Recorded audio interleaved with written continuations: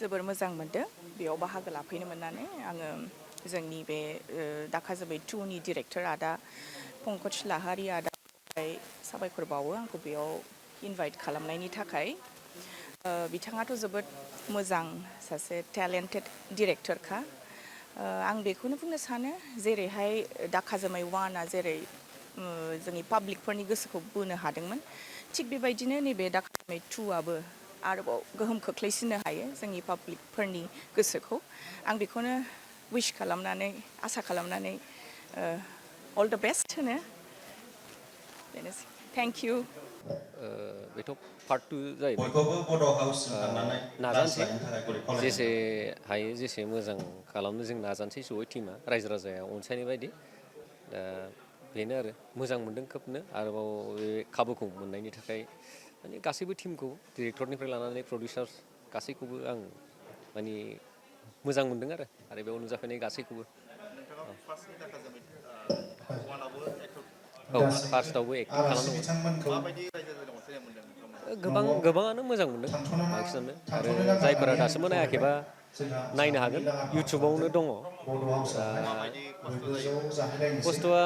बिदिनो मोनसे लाइफनि पार्ट बयबोथ' खस्थ'खौ खालामखायो नोंथांमोनाबो खालामो बयबो खालामो दा माने जेखौ मावदों बेखौ गोसो होनानै इन्जय खालामनानै बेखौनो मावनांगौ जानानै फैयो आरो स' थेंक इउ जोबोर मोजां मोनदों बेयाव बाहागो लाफैनो मोननानै आङो जोंनि बे दाखा जोमै 2 नि डिरेक्टर आदा पंकज लाहारि आदा साबायखर बावो आंखौ बेयाव इनभाइट खालामनायनि थाखाय बिथाङाथ' जोबोद मोजां सासे टेलेन्टेड डिरेक्टरखा आं बेखौनो बुंनो सानो जेरैहाय दाखा जोमै 1आ जेरै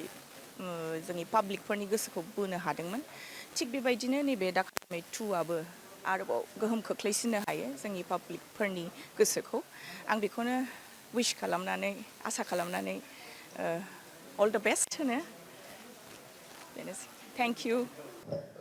बेथ' पार्ट 2 जाहैबाय बयखौबो बड' हाउससिम थांनानै क्लास नाजानोसै लायनो थाखाय गरि जेसे खावलायनाय हायो जेसे मोजां खालामनो जों नाजानोसै जयै टिमा रायजो राजाया अनसायनाय बायदि